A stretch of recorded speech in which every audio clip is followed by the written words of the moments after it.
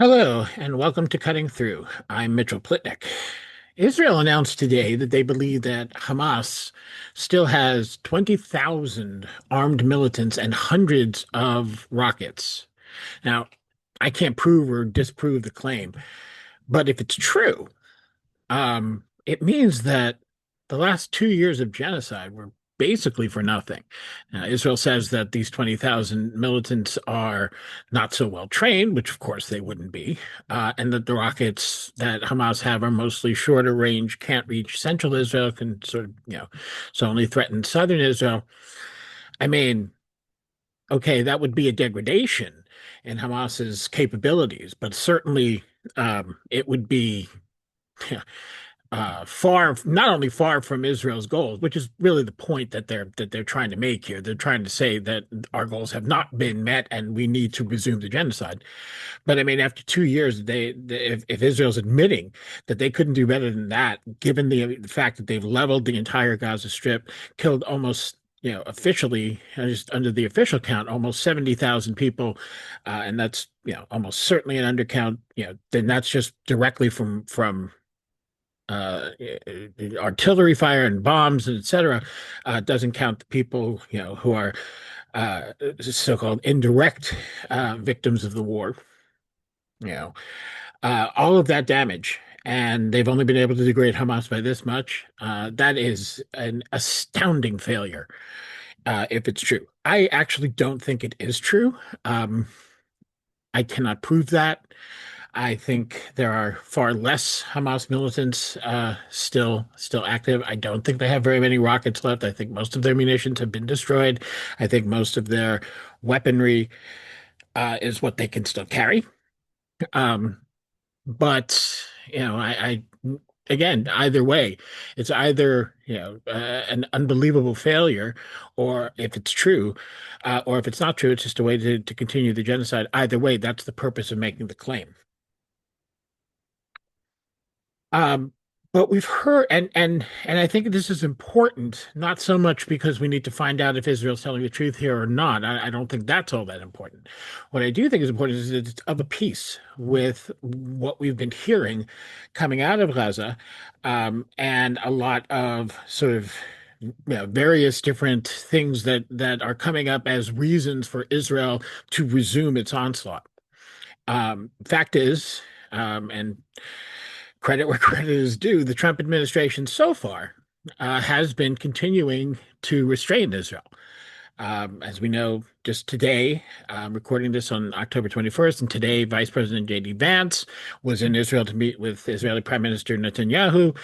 Uh, that's on the heels of Jared Kushner and Steve Witkoff meeting with him. There's clearly American pressure being put on Netanyahu not to resume the massive slaughter in Gaza and to keep it at the relatively low level that it's been at for the past 11 days, in which some 100 Palestinians have been killed by Israel. Um, we saw an attempt this weekend to capitalize on an incident in Rafah. It is not clear exactly what happened. Israel says that this was an attack by Hamas militants. It doesn't really make a lot of sense, at least not if they were acting, which Israel claims that they were acting on Hamas's orders. It doesn't make sense that Hamas would do that. It's hardly of any strategic value to attack Israeli soldiers in Rafah right now. Nothing's going to come of that. That can possibly be good for the Palestinians or for Hamas itself. There are other reports that say this was yet another Israeli mishap where a tank rolled over an unexploded ordnance, and this is what killed Israeli soldiers. Who knows? In either case, I think the rapidity with which the Trump administration jumped in and said, "Do not use this as an excuse to resume." They gave Israel permission to take some action in directly in Rafah, where fortunately, I guess one could say fortunately, given that there was this activity, that there are not really many civilians left because of what Israel, because of completely Israel has destroyed that area. But um, that was the limit of what the United States was going to tolerate. So now, this is not something to count on. continuing. We know that the Trump administration and Trump himself has a short attention span. They have other things to look at. I very much doubt that this level of monitoring of pressure can be maintained with this administration. So this is not, this does not bode well. And we know, of course, that Israel is going to do all it can to go back to doing what it was doing before. In my view, they're not going to. I think they're going to refrain from embarrassing Trump to the extent of going all the way back to what they were doing before. But, who can say? They certainly do not want to stay as restrained as they are right now. One of the things that Israel's been doing to try and excite the mood and to justify in people's minds going back to the slaughter in Gaza is talking about how Hamas is going around and just killing Palestinian civilians willy-nilly. This is actually not true. Look, Hamas are not nice people. Hamas, is they are authoritarians, they are militants, they are, they fit the definition of terrorists. Um, Although, again, one should recall that attacking soldiers is not terrorism under any circumstances. That falls under the right to resist. There is a right to attack Israeli soldiers that are occupying your land. Um, but so I have no personal, need or desire to defend Hamas, but the truth has to be the truth. They are not just executing civilians willy-nilly. I have no doubt that some of the people that they have been executing are probably might not be guilty of the crimes that Hamas is accusing them of. These are summary executions. It's not like Hamas is launching investigations into each individual case and holding a trial and all of those sorts of things. Um, there is in many societies, and certainly Palestine is one of them, people kind of know what's going on, who's doing what, etc. And that's the basis on which this is happening. So, I certainly imagine that people who are not guilty of the things that Hamas claims, that they're only executing people who are guilty of murder. Um, I am sure that some people who are not guilty are probably getting caught up in that. And I'm sure. Well, shouldn't say I'm sure, but it's certainly possible that some of the people that Hamas is targeting are simply political enemies, who they may view as collaborators or they may view as traitors to the Palestinian cause that may be questionable from another point of view. As I say, there's no trials, no investigation, so who can say for sure? But it's not like these are just, this is just Hamas going and killing Palestinians, which is basically what the news in the West has been claiming, that they are simply, just going around killing people. In fact, we know for a fact that most of these people that are being executed by Hamas are members of militias that have aligned with Israel in recent months, that have been anti-Hamas, that have operated against Hamas over not just the last 2 years, but over a long period of time. Many of these are the very militias that were the ones stealing aid and reselling it at ridiculously high prices in Gaza, which was something Hamas was trying to stop, and which was used as evidence by bad faith actors to accuse Hamas of doing these things when they weren't. Again, Hamas, many crimes one can accuse Hamas of. That is not one of them. Hamas is saying that it's these clans that they're targeting, and I think the weight of evidence, as I'm going to demonstrate, says that they're right. So one point that's been raised a lot lately in the mainstream media is about Hamas targeting the Darmush clan. And really, there was some fighting there. There was a back and forth between the members of that clan. Um, and it was presented in the Western media as this sort of innocent clan that Hamas was just picking on. I mean, this clan, even before this, and I had heard of them, and for years, as as an armed clan that worked against Hamas in Gaza. Um, Part members of this clan had been a sort of branch of Al Qaeda in Gaza for years. They were reviled during the genocide as collaborating with Israel. Um, this is a large family, and I'm sure that every member of that clan, not every member of that clan was guilty of collaborating against Palestinians, but in times like these, where you're dealing with genocide, where you're dealing with occupation, where you're dealing with a brutal situation, um, these collaborators tend to get shot. That is what tends to happen. And again, not every member of this clan can be said to be guilty just by being a Dormush family member. And some, as I said before, may have gotten caught up in this. But again, these are not random uh, executions. And to paint it that way is wrong because what is happening here, many are talking about how Hamas is now taking over or reestablishing control of Gaza. They're not reestablishing control of Gaza. They cannot establish control of Gaza. They, the report, one report I saw earlier today said, well, Hamas is now taking over security and taking over some of the government functions that they had before. There's a vacuum, and Hamas is moving to fill it, which they have to do because people are already upset at many people in Gaza, even if they are not, even if they don't support opposition to Hamas or these other clans or any other factions.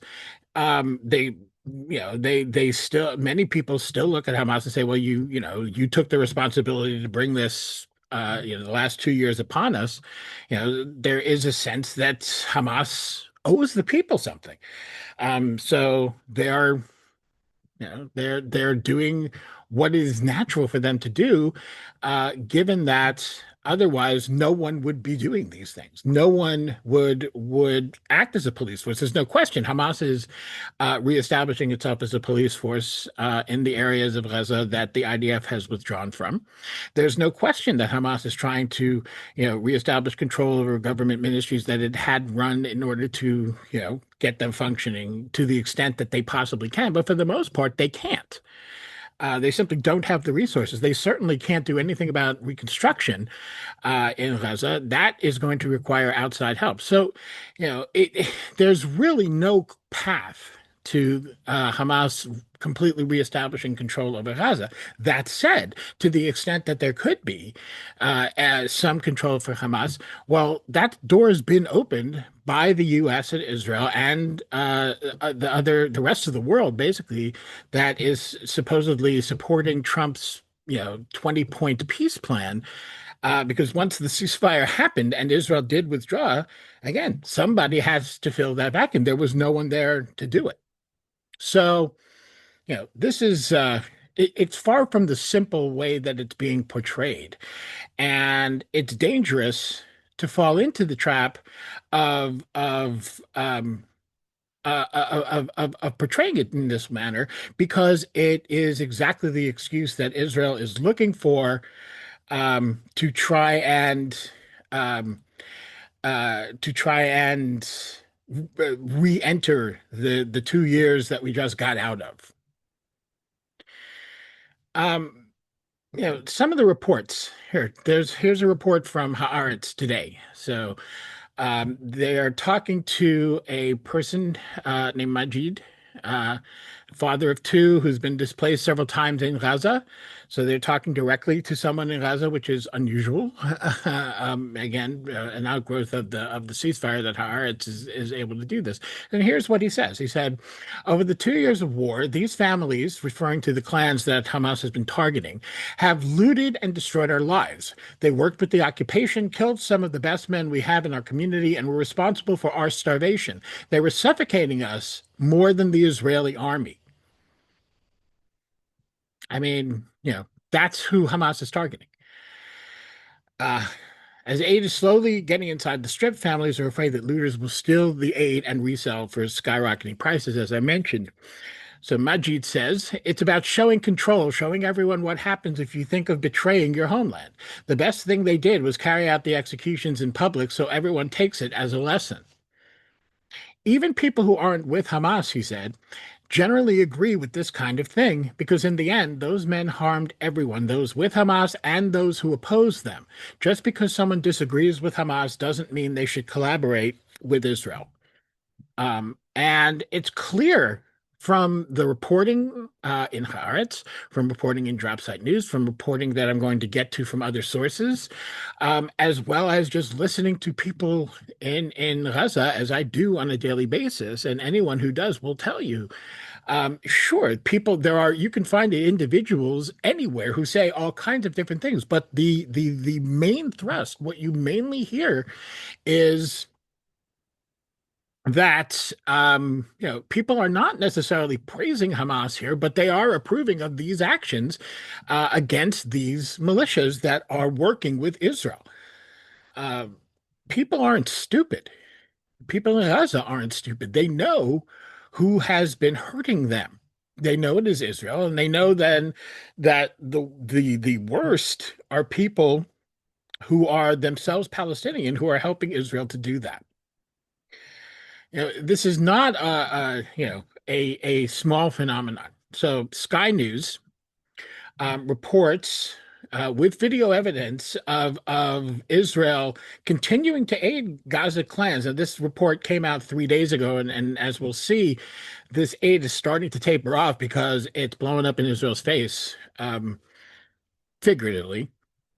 It is important to note that these clans are not trying to control Gaza or keep people safe. They are being paid by Israel to attack while IDF soldiers stay out of the fight. I should make clear those are my words, not Sky News. But I am basing them on the Sky News report, among others. The lack of help from Israel, however, has led to the militias being routed and executed by Hamas, and this has now led to a severe reduction in the violence between Palestinian factions in Gaza. As I noted, as we heard Majid say, as we saw Haaretz reporting, this is deterring some of this action, especially because the Israeli army cannot help these clans as they had been before. They had been working with these clans, but since the ceasefire, they've been ordered to stay back. And they are staying back. And without that help, they are still, sending them weapons. They are still sending them money. But without the actual help of the soldiers, the, these clans are losing their fights, and they know that they're going to lose their fights, and therefore they're not fighting as much anymore. Now, this from directly from Sky News. The head of Gaza's Supreme Council for Tribal Affairs, Hosni al-Mughani, tells Sky News that Yasser Abu Shabab deserves the harshest punishment for his crimes and that he threw himself into the enemy's arms. Abu Shabab is one of the clan leaders. These rogue groups terrified us more than the enemy at times, violating people's sanctities and property, stripping them of cash, phones, even watches, and shooting legs, he says. We asked al-Mughani about the summary executions that have taken place in recent days in Gaza City, and he answers, with no functioning courts, prosecution, or police stations, all of which are destroyed, how can formal justice proceed? So he is saying this is the last resort. This is all we have to do. This is the only way we can oppose these marauding clans that are working with Israel to further increase Palestinian suffering in Gaza, which is already plenty considerable. Now, we don't hear a lot about this in the English press, which is why I have here, for those of you who read Hebrew, and for those of you who may doubt these words, I put the Hebrew in the slide. I'm not going to bother reading it because I know most of you are not Hebrew speakers. And anyway, the translation's right here. I'll read the English. But yeah, I just wanted to establish the Hebrew is right here, from Mako, an Israeli news site. And it says that IDF sources confirmed to Mako that Hamas managed to take control of dozens of pickup trucks, weapons, and ammunition that Israel provided to the clans it operates in Gaza. This is in addition to a large amount of money that was transferred to those clans. According to officers who had an unspecified involvement in arming the clans, Hamas already has managed to take control of at least 45 pickup trucks, hundreds of Kalashnikovs, machine guns, ammunition, and even grenades. Um, they Mako also talked to a military source that they didn't name, and he or she said, he, because they do refer to him as he, we helped Hamas gain strength, the military source now fears. There was opposition to this whole story, serious opposition, because it was clear that the war would end and everything we brought into Gaza would fall into Hamas's hands.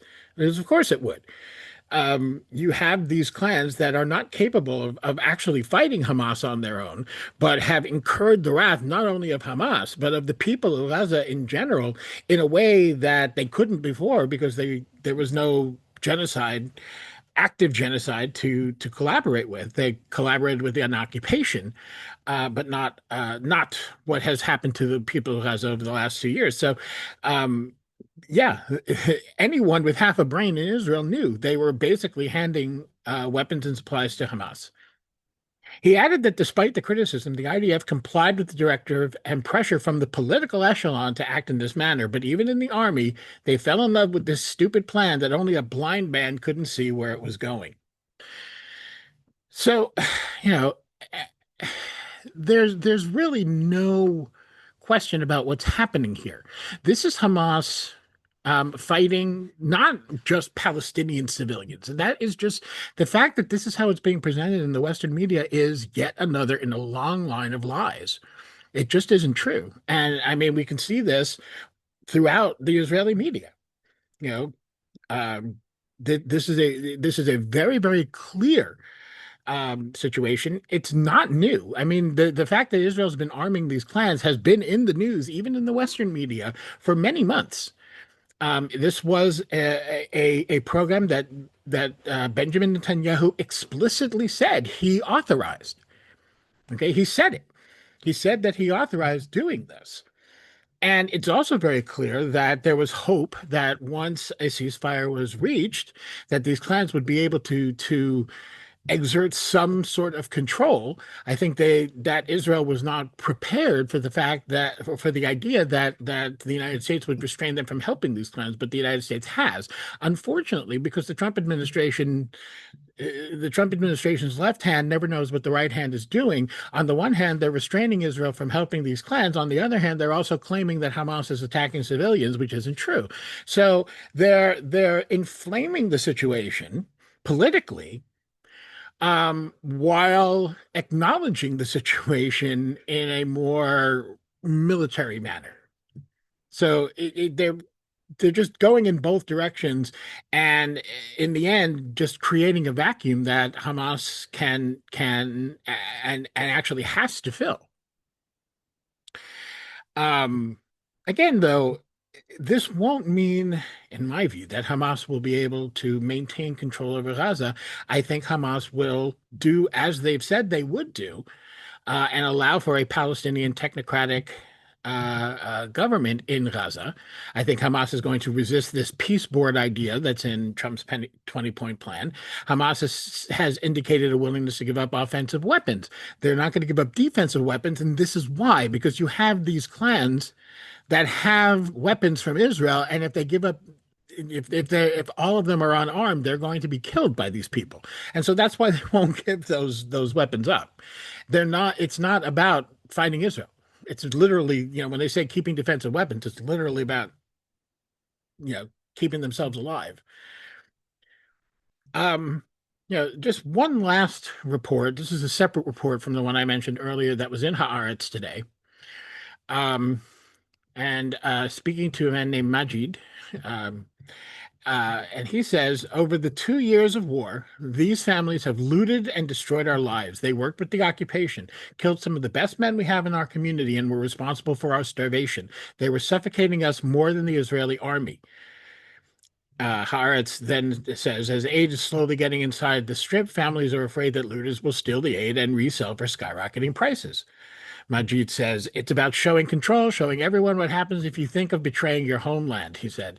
The best thing they did was carry out the executions in public so everyone takes it as a lesson. He paused before continuing. Even people who aren't with Hamas generally agree with this kind of thing because in the end, those men harmed everyone, those with Hamas and those who oppose them. So, as I mentioned earlier, this was in the earlier article that I cited. And Majid is making a really important point here. It isn't one clan. Um, let's see here. Besides the Dovumush clan, there's also the Helis, Al-Mujahida, Jundia, Abu Shabab. There are various clans in Gaza, and Hamas is attacking them and bringing them to this sort of summary justice. I can't support this kind of justice, but I also can't see an alternative, given that, as we said, there are no police stations, there are no jails, there are no courts, there are no lawyers, at least not that can work. The ones that are still in Gaza are busy trying to keep themselves and their families alive. There's no court system. There's no other way to do this. So one can object to it, one cannot like it, but this is not Hamas misbehaving, as Donald Trump said. This is not Hamas rampaging and killing Palestinian civilians. This most absurd story that Netanyahu has told that actually is implying that he wants to go and kill Palestinians in order to save Palestinians. Um, I mean, if you believe that one, it's really got a guy who's great bridge in Brooklyn. I'd like to sell you. Um, it is important that we move forward with this understanding. Look, Hamas is not gone. Hamas is not probably not going to be gone. Even if Hamas itself disbands, the idea of the resistance and a resistance rooted in Islamic thinking, that's not going away. It's not going to be gone. There is no way, people like myself have said this from day one. You cannot bomb away an idea. There will be resistance where there is occupation. There will be resistance where there is apartheid. There will be resistance where there is siege, where there is genocide. These people will resist. It's a basic fact of humanity, and we need to stop um, falling for these various horror stories. Hamas is not a nice group of people. I, personally would love to see a Palestine without Hamas and without need for resistance groups. But these are people facing a brutal occupier, a serial human rights violator, a genocidal state run by literal madmen and horribly corrupt individuals. The Palestinians have dealt with this with occupation, with dispossession, with brutality for decades. But what's happened in the past 2 years is a whole new level. And we're probably not going back to the past. Whatever sort of new status quo takes shape in Gaza is going to be ugly. The strip is destroyed, and it's going to take years just to clear away the rubble and begin to rebuild. And that's if there's a really good faith effort, which this Trump plan is not. So it's important that we stay clear-eyed and that we understand who the players are and what's happening and investigate and do not simply take the United States and Israel at their word when they describe what is happening inside of Gaza. You know, back to the incident over the weekend that triggered more Israeli attacks. One thing that that was not mentioned was the fact that a Palestinian family outside of Gaza City, were trying to get to their home to inspect it now that they could come back during the ceasefire, and they drove just a little bit too close to what's called the yellow line, which is the line of withdrawal to where the IDF relocated to, and their car was destroyed and the entire family was killed. And it was 11 people, three of whom were women, seven of whom were children. Um, uh, That did not seem to merit any words from Washington. It certainly didn't merit any permission to respond for the Palestinians, as the purported attack in Rafah did. The United States said that Israel could respond, but then it did, limited that response. But there was no idea that Palestinians could respond to Israel wiping out an entire family for really no good reason. They drove a little bit too close to a line. So, let's not kid ourselves. This is not peace. It's not going to be peace. Never was intended to be peace. Trump's 20-point plan, as I pointed out in another video, was never going to bring any sort of peace.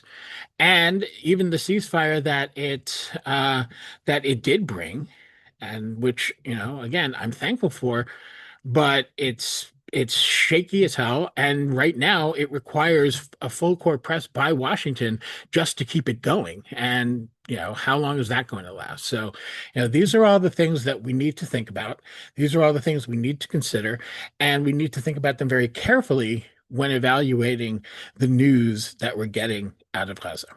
So, uh, please like, subscribe, share. As I said, comments are welcome, although troll comments will be immediately deleted.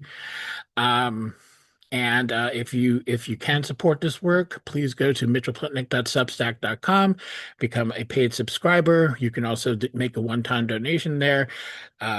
Any help, any support is really appreciated, be it financial or be it just sharing this video. So thanks very much, and I will talk to you soon.